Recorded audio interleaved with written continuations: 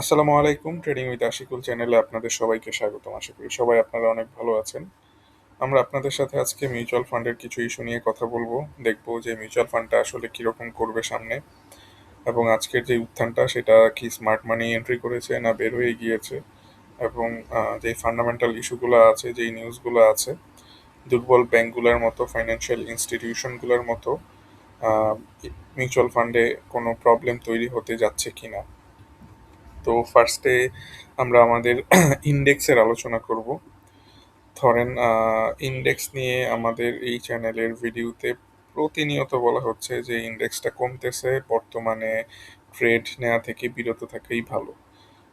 এবং যদি নিতেই হয় তাহলে খুব অল্প ক্যাপিটাল দিয়ে অল্প স্বল্প ট্রেড নেওয়া যায়, কিন্তু বড়সড় কোনো টাকা মার্কেটে এই মুহূর্তে এন্ট্রি করানো উচিত না। সেই কবে থেকেই বলা হচ্ছে, প্রায় এপ্রিলের আগে থেকেই বলা হচ্ছে। মার্কেটের প্রাইস অ্যাকশনগুলো দেখে, ইন্ডেক্সের প্রাইস অ্যাকশনগুলো দেখে এই জিনিসটা ভালো মনে হচ্ছে না। সো বর্তমানে যেই সিচুয়েশনে আছে, এই সিচুয়েশন থেকে আমরা দেখতে পাচ্ছি যে 200 ডে মুভিং অ্যাভারেজের ঠিক কাছাকাছি রয়েছে। আগামীকাল হয়তো এইখান থেকে মুভমেন্ট আসে কিনা দেখবো, উপরের দিকে যায় কিনা মার্কেটটা দেখার চেষ্টা করব। যদি এখান থেকে মুভমেন্ট না আসে, প্রাইস অ্যাকশন বা ক্যান্ডেল যদি ভালোভাবে ক্রিয়েট না হয়, তাহলে আমরা দেখব যে মার্কেট আস্তে আস্তে আরও নিচে পড়ে যেতে পারে। সো আমরা আমাদের টাকা ক্যাশ রেখেছি, ক্যাশ হোল্ড করছি বর্তমানে। বর্তমান সিচুয়েশনে সবসময় তো আপনি মার্কেটে বিজনেস করতে গেলে মার্কেটের এগেনস্টে বিজনেস করতে হবে, মার্কেটের ডাউন ট্রেন্ডে। সো মার্কেটের এগেনস্টে গিয়ে আপনি 5টা শেয়ার কিনবেন, 3টা বা 4টাতে টাকা হারাবেন, একটাতে আপনি টাকা গেইন করবেন। সো এইটা আসলে এইভাবে যদি আপনি বিজনেস করেন, আপনি বিজনেসে বেশি দিন টিকে থাকতে পারবেন না। সবাই হয়তো আপনাকে শেয়ার কেনাবে, বা হচ্ছে সব ইউটিউব থেকে বা ফেসবুক থেকে বা হচ্ছে আপনার ট্রেডাররাও বলবে যে শেয়ারগুলা কেনার জন্য, কারণ এতে তাদের একটা বেনিফিটের ব্যাপার আছে। কিন্তু এই ধরনের খারাপ মার্কেটগুলোতে আপনি তখনই শেয়ার কিনবেন যখন হচ্ছে বুঝে যাবেন যে মার্কেটটা আর ডাউন ট্রেন্ডে কন্টিনিউ করবে না, হয়তো কিছুটা আপ ট্রেন্ডে বা মার্কেট হয়তো সাইডওয়েতে যাওয়ার চিন্তা ভাবনা করবে। তখন আপনি ফান্ডামেন্টাল শেয়ার বিনিয়োগ করতে পারেন বা হচ্ছে ট্রেডিং এর জন্য বিনিয়োগ করতে পারেন। সো এটা খুব ইম্পর্টেন্ট একটা জিনিস। আগামীকালের মার্কেটটা যদি এইখান থেকে হয়তো কিছুটা সাপোর্ট পাবে, কারণ এই ধরনের 200 ডে মুভিং অ্যাভারেজ থেকে বিগত বছরগুলোতেও, বিগত দিনগুলোতেও আমরা মার্কেটকে সাপোর্ট পেতে দেখেছি।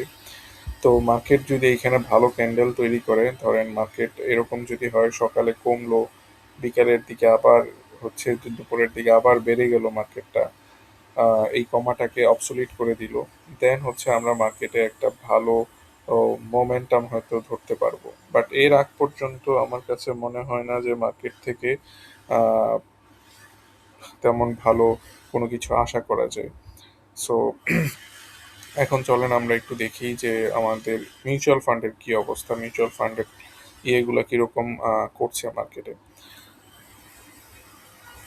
তার আগে আপনাদের সাথে শেয়ার করি আমাদের মার্কেট যেহেতু পড়ছে এবং মার্কেটের অবস্থা খারাপ, আপনাদের পোর্টফোলিওর অবস্থাও হয়তো খারাপ। আমাদের দুইটা ভালো সার্ভিস রয়েছে, কুইক কোয়ারি এবং পোর্টফোলিও ক্লিনিক। কুইক কোয়ারিতে আপনি কিছু শেয়ারের অ্যানালাইসিস জানতে পারবেন, পোর্টফোলিওতে রিভিউতে আপনি বেশ ভালো সময় নিয়ে রিভিউ করতে পারবেন এবং এখান থেকে একটা প্রফেশনাল গাইডলাইন পেয়ে যাবেন।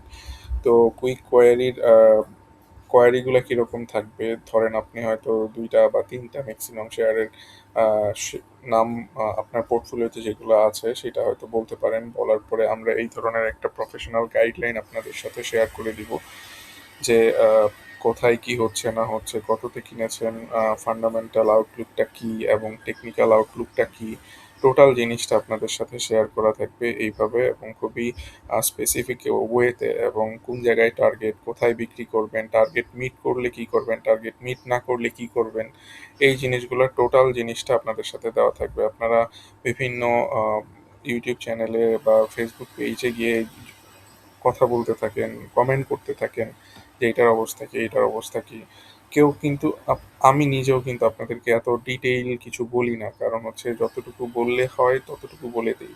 বাট এইখানে একেবারে প্রফেশনাল ওয়েতে আপনার টোটাল জিনিসটা কিভাবে কি করা লাগবে টোটাল গাইডলাইনটা দেওয়া থাকে, যেটা আপনাদের জন্য খুব বেশি বেনিফিশিয়াল হওয়ার কথা বর্তমান সিচুয়েশনে। তো চলেন আমরা এখন হচ্ছে আমাদের ইয়েতে চলে যাই, অ্যানালাইসিসে চলে যাই, সেটা হচ্ছে মিউচুয়াল ফান্ডের। ফার্স্ট অফ অল আমরা হচ্ছে স্টক নাও থেকে আমাদের মিউচুয়াল ফান্ডের ইয়েটা বের করি,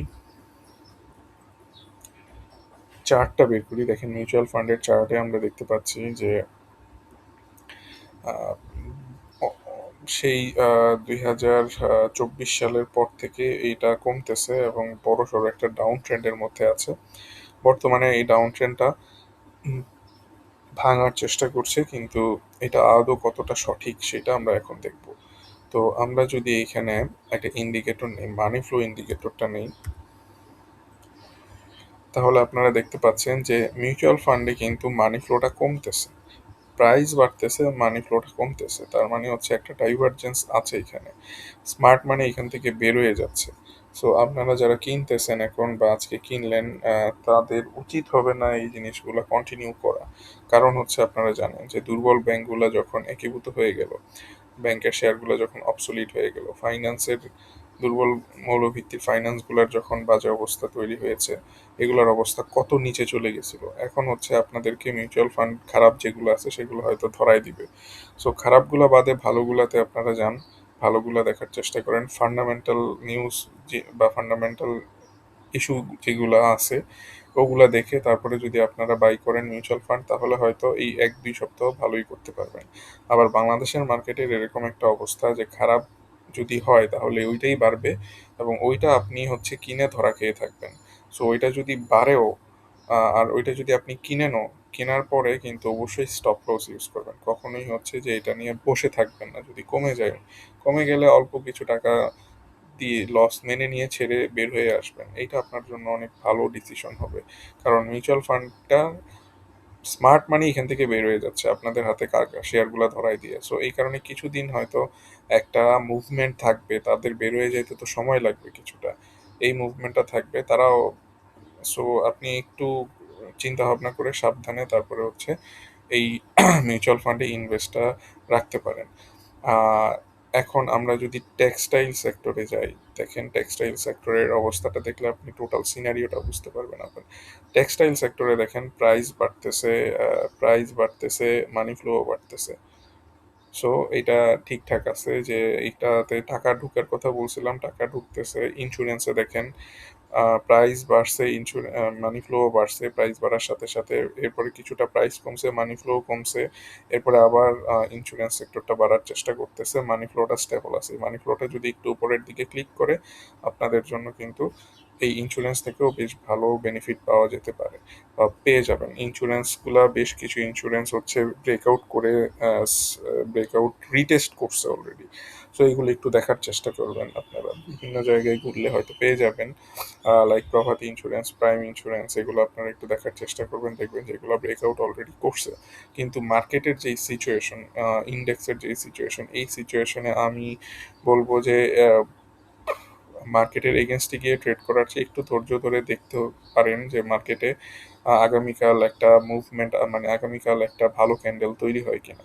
যেহেতু 200-ডে মুভিং অ্যাভারেজ আছে, যদি না হয় তাহলে আরও নিচ পর্যন্ত ওয়েট করতে হবে, 5100 পর্যন্ত ওয়েট করতে হবে, এরপরে যা করার করা লাগবে। আর খারাপ মার্কেটে অনেক সময় ইন্স্যুরেন্স বেশ ভালো করে সেক্টর ওয়াইজ, সেক্টর ভালো করার কারণে। সো ওইরকম যদি হয় তাহলে হয়তো দেখতে পারেন আপনারা, নো প্রবলেম। সো সব কিছুর অপশনই আপনাদের জন্য খোলা থাকবে এবং এটাই হচ্ছে ভালোভাবে ব্যবসা করার সবচেয়ে বড় বেনিফিট। ইঞ্জিনিয়ারিং সেক্টরে দেখেন টাকা বের হয়ে যাচ্ছে আস্তে আস্তে, মানি ফ্লো কমে যাচ্ছে। ব্যাংকে দেখেন কি অবস্থা হয়েছে, ব্যাংকে মানে যত দিন গেছে ব্যাংক থেকে টাকা বের হয়ে গেছে আস্তে আস্তে আস্তে আস্তে। সো এগুলো কিন্তু অলরেডি শেয়ার করা ছিল আপনাদের সাথে, এই জিনিস টোটাল সব জিনিসগুলো আপনাদের সাথে শেয়ার করা। যারা নিয়মিত ভিডিওগুলো টোটাল দেখেন তাদের জন্য এটা আহ, ধরতে পারাটা খুব ইজি। সো আগামীকালের মার্কেটের জন্য চেষ্টা থাকবে আমাদের সবার, যে মানে আমাদের সবার চেষ্টা না তো মার্কেটেরই চেষ্টা থাকবে যে এখান থেকে একটু ভালো একটা ক্যান্ডেল তৈরি করার, পজিটিভ ডে দেওয়ার। অনেক দিন ধরে নেগেটিভ ডে দিচ্ছে, টানা 4 দিন হয়ে গেল। পরবর্তীতে একটা পজিটিভ ডে আসলে এই পজিটিভ ডে আসলেই হবে না, এই ধরনের ক্যান্ডেল তৈরি হইলে হবে না। ক্যান্ডেল তৈরি হইতে হবে হয়তো এইরকম একটা ক্যান্ডেল বা এই টাইপের একটা ক্যান্ডেল তৈরি হইতে হবে, তাহলে হয়তো আমরা মার্কেটে এন্ট্রি নেওয়ার মতো ভালো পজিশন পাবো। আর মার্কেটে টাকা সেভ করাটা, পোর্টফোলিও সেভ করাটা সবচেয়ে বড় বিষয় অন্যান্য জিনিসের চেয়ে। সো সবসময় চেষ্টা করবেন পোর্টফোলিওটাকে সেভ করে তারপরে হচ্ছে যা প্রফিট করতে পারেন। প্রফিট আপনার হবেই যদি পোর্টফোলিও সেফ রাখতে পারেন। ক্র্যাশের সময়, মার্কেট পতনের সময় ক্যাশ হোল্ড করতে পারেন, ক্যাশটা আপনার ইনট্যাক্ট থাকলো, এরপরে মার্কেট যখন বাড়বে তখন আপনি কিন্তু মার্কেটে খুব সুন্দরভাবে এন্ট্রি নিয়ে নিতে পারবেন। সো সবাইকে ধন্যবাদ যারা এতক্ষণ দেখলেন। সবাই ভালো থাকবেন, সুস্থ থাকবেন। আল্লাহ হাফিজ।